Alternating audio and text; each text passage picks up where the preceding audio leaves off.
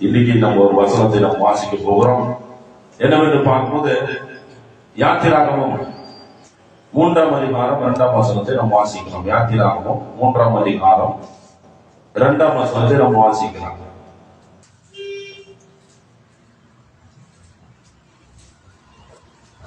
அங்கே கர்த்தருடைய தூதனானவர் ஒரு முட்செடியின் நடுவில் இருந்து உண்டான அக்கினி ஜுவாலையிலே நின்று அவனுக்கு தரிசனமானார். அப்பொழுது அவன் உற்று பார்த்தான்.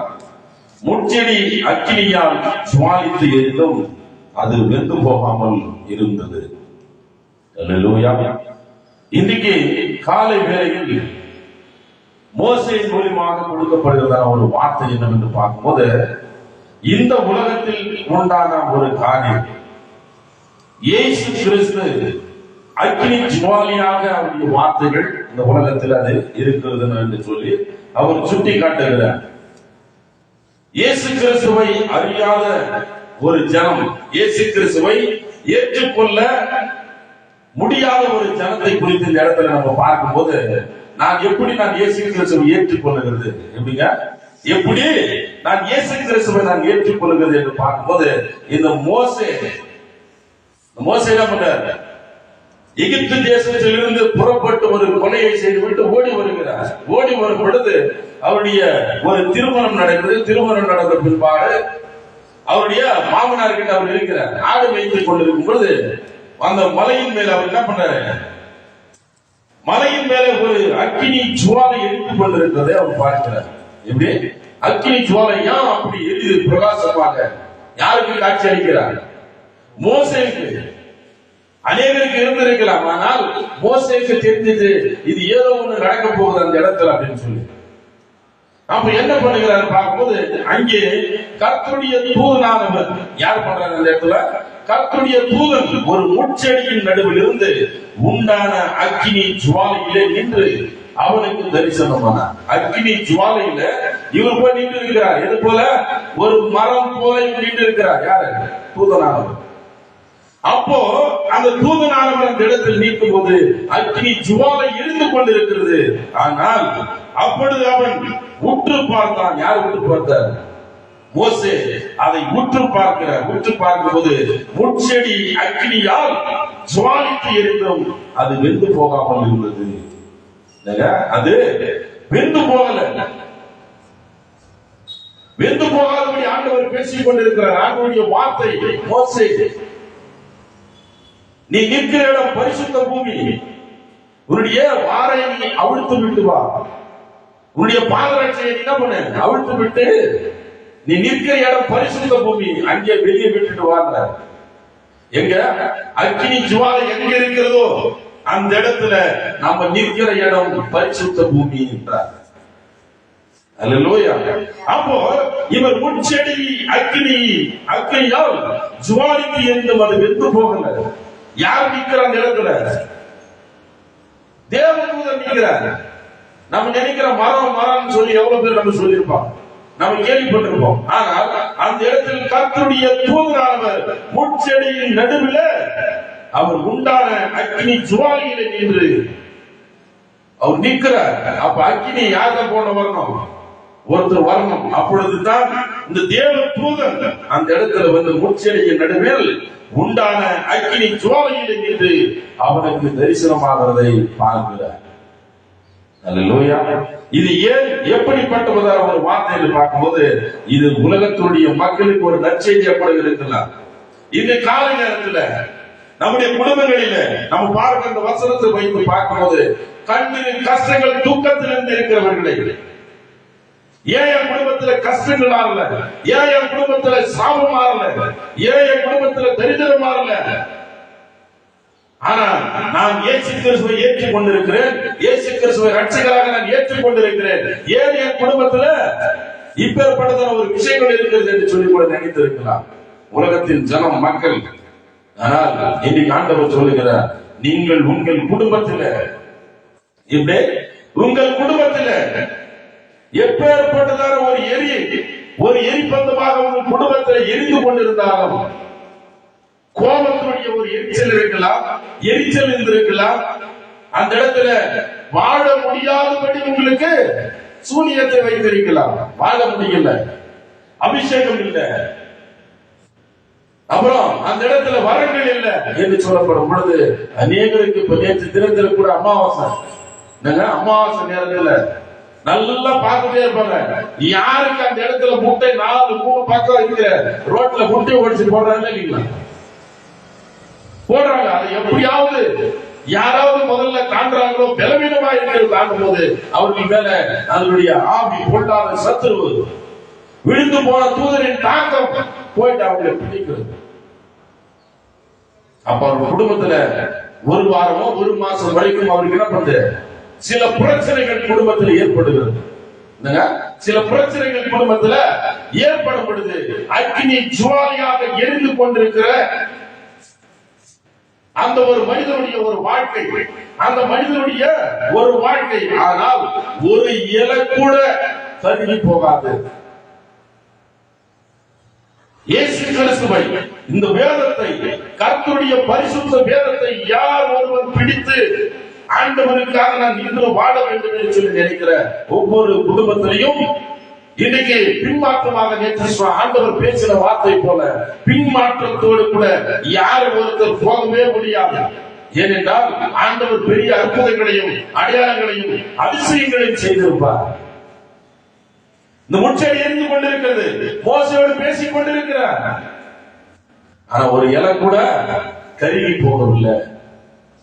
ஒரு மரம், அதில் இருக்கிற ஒரு கோம்பு கூட என்ன பண்ணல, கருகி போய் கீழே விழல. ஆனா எரிந்து கொண்டுதான் இருக்கிறது. தேவன் தூதர் மூலமாக பேசிக் கொண்டிருக்கிறார். அவருக்கு என்ன ஒரு வார்த்தையோ, என்ன ஒரு தரிசனம் கொடுக்க வேண்டுமோ ஆண்டவர் கண்டிப்பாக கொடுத்துக் கொண்டிருக்கிறார். அதே போலதான் இன்றைக்கு கடைசி காலத்தில் வாழ்கிற நமக்கு என்னுடைய குடும்பம் எப்படி கீழே விழுந்து விடுமோ என்று சொல்லி நீங்கள் நினைக்க தேவையில்லை. ஏனென்றால் நீங்கள் ஆண்டவரை ஏற்றுக் கொண்டிருந்தால் மாத்திரம் போதும். அக்கினி ஜுவாலை எரிந்துதான் இருக்கும், ஆனா சரத்துல மாறிவிடும். எப்படி ஒரு நொடி பொழுதில் அது மாறும். ஒரு நொடி பொழுதில் அது மாறுவதா இருக்கிறது. அது உற்று பார்த்து முச்செடி அக்கினியால் ஜுவாலித்து எரிந்தும் அது வெந்து போகவே கிடையாது. என்ன போல வெந்து போகல. அப்பொழுது மோசே, இந்த முச்செடி வெந்து போகாது இருக்கிறது, என்ன நான் கிட்ட போய் இந்த அற்புத காட்சியை பார்ப்பேன் என்றார். ஏன் சொல்றாரு? மோசே சொல்கிறார், அற்புத காட்சி நான் போய் பார்ப்பேன் என்று சொல்லி ஓடுகிறார். ஓடும் பொழுதுதான் அவர் சொல்லுகிறார், காலில் இருக்கிற பாதராட்சி என்ன பண்ண அவிழ்த்து போட என்று சொல்லுகிறார். அருமையான தேவனுடைய பிள்ளைகள், இன்றைக்கு இந்த காலை நேரத்துல எத்தனையோ பிள்ளைகள் மனம் வடிவில் இருந்திருக்கலாம். எத்தனையோ குடும்பங்கள் வெந்து நொந்து மரணத்துக்கு போகிற வழியாய் கூட இருந்திருக்கலாம். அந்த குடும்பத்தை பார்த்து ஆண்டவர் சொல்லுகிறார், உங்கள் குடும்பம் கீழே விடுகிறது போல இருக்கும், ஆனால் உங்கள் குடும்பங்கள் நின்று கொண்டிருக்கிறது. கர்த்தருடைய பலத்தினால் உங்கள் குடும்பங்கள் நின்று கொண்டிருக்கிறது. அது நமக்கு தெரியாது. நீ பயப்படாத, திகையாத, கலங்காத கால நேரத்தில் அல்லேலூயா. பயப்படாத, திகையாத, நீ பலன் கொண்டு திடமனதாயிரு. யோசுவாவுக்கு சொன்ன ஒரு வார்த்தை மோசேவுக்கு சொல்லப்படுகிற ஒரு காரியமாக இருக்கிறது. அதே வார்த்தை நமக்கும் கொடுக்கப்படுகிற ஒரு காரியமாக இருக்கிறது. தேவனுடைய பிள்ளைகள், உலகத்துல குடும்பங்கள் என்று சொல்லப்படுகிறது சாதாரணமான விஷயங்கள் அல்ல. குடும்பத்தை நடத்துகிறது சாதாரணப்பட்ட விஷயங்கள் அல்ல. இந்தாண்ட சாத்தான், இந்தாண்ட பொருளாதாரம் ஒரு பக்கம். எப்படிங்க? சாத்தான் பொருளாதாரம் ஒரு பக்கம், நம்மளுடைய ஃபேமிலி குடும்பங்கள் ஒரு பக்கம், சொந்த பந்தங்கள் ஒரு பக்கம், ஃப்ரெண்ட்ஷிப் சர்க்கிள் ஒரு பக்கம். அடுத்து வெளியே வேலைக்கு போன அந்த இடத்துல வேலைக்காரர்கள், மேனேஜர், சூப்பர்வைசர், அது வேலை செய்கிறவர்கள், இவ்வளவு பேர் ரோட்ல நடந்து போனா அந்த இடத்துல சில பிரச்சனைகளை சந்திக்க வேண்டி வருது. தினம் நித்தியமாக ஒரு மனிதன் பல விதமான காரியங்களில் சந்தித்துக் கொண்டுதான் இருக்கிறார். ஆனா எல்லா கஷ்டம், துன்பம், வேதனை தான் இல்லைங்களா? திருமணம் ஆகிறது, குழந்தைகள் பெற்றுக் கொள்கிறார்கள், கஷ்டம். அந்த 1 வருடம் கஷ்டம். திருப்பி அந்த பிள்ளை டெலிவரி ஆன பிற்பாடு, இந்த பூமியை பார்க்கிறது பிற்பாடு என்ன பண்றாங்க? திருப்பி அதை குழந்தைகளை பராமரிக்கிறது, அதே செலவு, இதே போல செலவுகள் வந்திருக்கும் போது ஒரு குடும்பத்துல 15 வருஷம் வரைக்கும் அவர்கள் கஷ்டத்தை அவர்கள் என்ன பண்ணோம் அனுபவிக்கிறோம், அனுபவிப்பார்கள். பிள்ளைகள் பெற்று வளர்த்து அவர்களை ஆளாக்கி வர வரைக்கும் அவளுக்கு கஷ்டம் தான். குடும்பத்தில் ஒரு பைசா கையில நிற்காது. இவ்வளவு பெரிய பிரச்சனை இந்த உலகத்துல குடும்பம் நடத்துகிற காரியம். ஆனால் அந்த குடும்பத்துல நம்ம வீட்டு வாடகை கட்ட முடியாது. வீட்டு வாடகை கட்டி வச்சு பிற்பாடு நம்ம கரண்ட் பில்லுக்கு காசு இருக்காது, கேஸுக்கு காசு இருக்காது, வீட்டுல ப்ரொவிஷன் வாங்க காசு இருக்காது. எல்லாம் மாற்றி மாற்றி மாற்றி அதோடு கூட இல்லாம ஜுரம் வரும், தலைவலி வரும், மனைவிக்கா இருக்கலாம், பிள்ளைகளுக்கா இருக்கலாம். அடுத்து மரணங்கள் குடும்பத்தில் ஏற்படலாம், அதுக்கு ஓடணும். சம்பாதிக்கிற ஒரு மனுஷன் சம்பாதிக்கிறது எடுத்துட்டு போயிட்டா என்ன பண்ண முடியாது, சேர்த்து வைக்கவே முடியாது. ஏதாவது ஒரு பிரச்சனை இந்த பூமியில வந்துருந்தாரு. அந்த பூமியை, இந்த பூமியில பிரச்சனைகளை சந்தித்துக் கொண்டிருக்கிறவர்களுக்கு ஆண்டவர் சொல்லுகிறார், உங்கள் குடும்பத்தில் இப்படித்தான் இருந்து கொண்டிருக்கும். ஆனால் ஒரு இலையும் கீழே விடாது. அந்த முச்செடிகளுடைய வாசனை வராது, கருகிற வாசனை வராது. உங்க குடும்பம், நிறைய பேர் நினைப்பாங்க இந்த குடும்பம் கீழே விழுந்து போயிடுமா, சபிக்கப்பட்டால் அந்த குடும்பம் நாசமாய் போயிடுமா என்று சொல்லி நினைப்பாங்க. ஆனா அப்படி ஆகாது.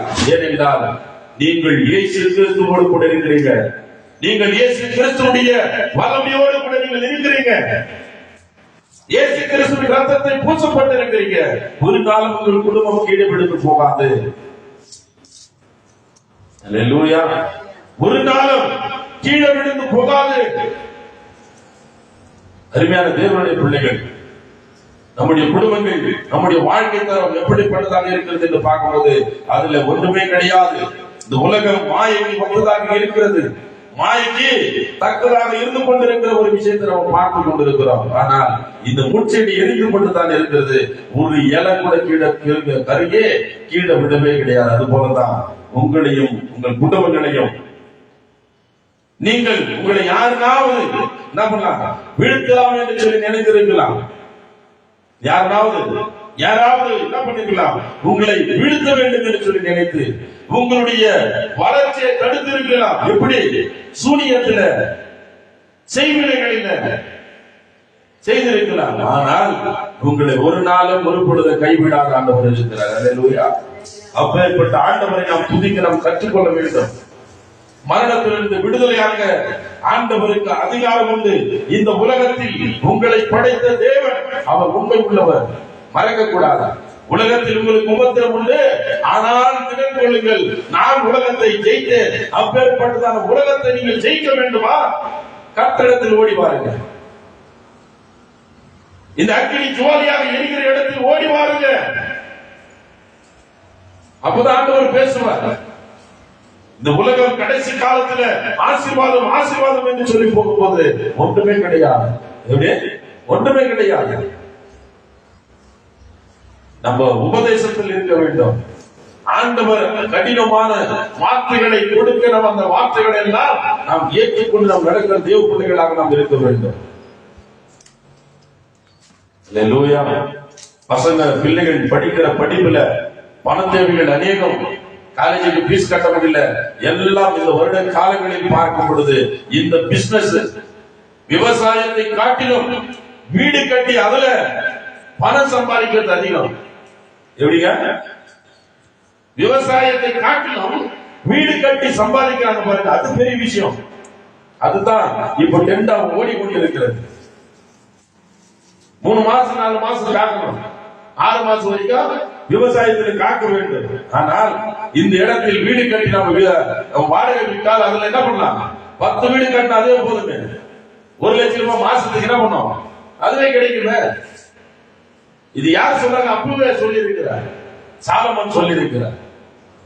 இந்த பயிர் விற்கிறவர்களை காட்டிலும், பயிர் என்ன பண்றாங்க, விவசாயம் வைக்கிறவர்களை காட்டிலும் உலகத்துல வீடு கட்டி விற்று அந்த காலத்துல என்ன பண்ணிக்கிறாங்க? வாடகை விட்டு இருக்கிறாங்க. அப்போ இந்த பிள்ளைகள் அன்றிலிருந்து இன்னைக்கு வரைக்கும் வாடகை வீடு, அதை பறித்து தான் ஆண்டவர் சொல்லுகிறார், நீ இருக்க வீடோ அது வாடகை வீடு, பூமி இல்லை. அது என்ன பண்ண போகுது? வெந்து அழிந்து போகிறது அந்த வீடு எல்லாம். தேவனுடைய பிள்ளைகள், இன்னைக்கு இந்த உலகத்தினுடைய காரியங்களை குறித்து பார்க்கும்போது பாவத்திலிருந்து சாபத்திலிருந்து விடுதலையாக்க வேண்டும் என்று சொன்ன பொழுது அந்த முட்செடியின் நடுவிலிருந்து உண்டான அக்கினி ஜுவாலையிலே நின்று அவருக்கு தரிசனமானார். நமக்கு தரிசனமான கர்த்தர் இயேசு கிறிஸ்து. பிதாவாகிய தேவன் நமக்கு தரிசனமாக வேண்டும். அந்த தரிசனம் இல்லை என்று சொன்னால் நாம் ஜெபிக்கிற ஜெபம் என்ன? நம்மோடு கூட நாம் ஆண்டவருடைய வார்த்தைகளை படிக்கிறது வீணாக போய்விடுகிறது ஒரு விஷயமாக இருக்கிறது. அருமையான தேவனுடைய பிள்ளைகள், இந்த காலை நேரத்துல உலகம் அது சீக்கிரமாக அழிய போகிறது. எச்சரிக்கையோடு கூட இருங்க. இப்படி உலகம் அழிய போகிறது, எச்சரிப்பினுடைய வார்த்தையோடு கூட நம்ம இருக்கணும். ஏனென்றால் 3ஆம் உலக போர் மோத போகிறது. எச்சரிப்பு ஸ்டார்ட் ஆயிடுச்சு, ஸ்டார்ட் ஆக போகுது. பல ஒத்திகை பார்த்துக் கொண்டிருக்கிறார்கள். இந்த பூமியில குண்டடிப்பட்டு எத்தனையோ பிள்ளைகள் இந்த உலகம் அவர்கள் செய்து வைத்திருக்கிற பொருள் எல்லாம் சோதிக்க போகிறார்கள். நான் இத்தனை ராக்கெட் வைத்திருக்கிறேன், இத்தனை ஹெலிகாப்டர், இத்தனை ரபேல் விமானங்கள், அநேக அதிநவீன காரியங்களை வைத்து இந்த இடத்துல என்ன பண்ண போறாங்க? சோதிக்க போறாங்க. சோதித்தால் யாரு சாக போறாங்க? வீணாயிருக்கிற அந்த பிள்ளைகள், பாவத்தில் பாவிகளாய் இருக்கிற அந்த பிள்ளைகள் தான் அநேக பேர் மரணம் அடைய போகிறார்கள். நாம் பாவத்தை விட்டு மனம் திரும்ப நாம் கடமைப்பட்டவர்களாக இருக்க வேண்டும். 3ஆம் உலக போர் வரும் பொழுது அதில் சிக்கி நாம் தவிக்க கூடாது. அல்லேலூயா. அதில் சிக்கி நாம் தவிக்க விடக் கூடாது. மனம் திரும்புங்கள், மனம் திரும்புங்கள். பரலோக ராஜ்யம் உங்களுடையதாக இருக்கிறது. அந்த பரலோக ராஜ்யத்தை நாம் ஏற்றுக்கொள்ள வேண்டும் என்றால் கர்த்தருடைய வார்த்தைகளை அக்கினி ஜுவாலையாய் வரும் பொழுது அதை நாம் ஏற்றுக்கொள்ள வேண்டும். அந்த முச்செடியிலிருந்து ஆண்டவர் எங்கே வேணாலும் இன்னும் பேசுவார். நாம் ஏற்றுக்கொள்ள வேண்டும். எங்க வேணா இன்னும் பேசிடுவார் ஆண்டவருடைய வார்த்தை. அது நாம் ஆண்டவர் என்று சொல்லி நமக்கு அந்த அபிஷேகம் வேணும். முதலாவது எப்படிங்க? அந்த அபிஷேகம் நமக்கு வேணும். இவர் உண்மை உள்ள தேவன் என்று சொல்லி நாம் அறிய வேண்டும். அப்படி எரிந்தும் பொருட்படுத்தும் அது வெந்து போகாதபடிக்கு இருக்கிறது. அப்படிதான் மனுஷனுடைய ஒரு குடும்பத்தில் நாம் பார்த்து கொண்டிருக்கிறோம். அப்ப அந்த குடும்பங்கள் இயேசு கிறிஸ்துவிடத்தில் வரும் பொழுது அவருடைய ரத்தத்தினால் சொந்தமாக வாங்கப்பட்ட குடும்பம், அந்த குடும்பங்கள் எல்லாம் கர்த்தர் இயேசு கிறிஸ்து ஆசீர்வதிக்கணும் இந்த கால நேரத்தில். அல்லேலூயா. அநேக பேர் பாவத்தில் விழுந்திருக்கிறார்கள். இந்த உலகம் பாவத்தை நோக்கி ஓடிக்கொண்டிருக்கிறது. அந்த கடைசி கல்லணை போல நானும் மனம் திரும்பினால் கடைசியில கர்த்தர் இயேசு கிறிஸ்து ஏற்றுக்கொள்வார் என்று சொல்லி நினைக்காதீர்கள். ஏற்றுக்கொள்வார் என்று சொல்லி நாம் நினைக்க கூடாது. அப்ப அவர் என்ன சொல்றார்? நீ என்னோடு கூட எங்க இருப்பாய்? பரதீசியில் இருப்பாய். பரதீசி என்றால் வானத்திற்கும் பூமிக்கும் மத்தியத்தில் என்னோடு கூட சிலுவையில் என்ன பண்ற? நானும் தொங்குறது போல நீயும் தொங்க போகிறாய். அதான் பரதீசி. கொஞ்ச நேரம் உயிர் போற வரைக்கும் தான். அடுத்து என்ன பண்ணிடுவாங்க? அடக்கம் பண்ண போகிறார்கள். நிறைய பேர் நினைக்கிறாங்க இப்ப ஏற்பட்டதான ஒரு வார்த்தையை கடைசி நேரத்தில் நான் பாவ மன்னிப்பு ஏற்றுக்கொண்டால் என்னுடைய பாவம் மன்னிக்கப்படும். இல்லை, கிடையாது. நல்ல கண்ணு இருக்கும் போது ஆண்டவரை நாம் ஆண்டவருடைய வார்த்தை பார்த்து நாம் படிக்க வேண்டும். நல்ல கை கால்கள் இருக்கும் பொழுது ஆண்டவரை நாம் ஓடோடி ஆண்டவருடைய சத்தியத்தை நாம் சொல்ல வேண்டும். நாம் கை கால் உடைந்து கொடுப்பாரு ஆண்டவரை ஏற்றுக்கொண்டு ஒரு பிரயோஜனம் கிடையாது.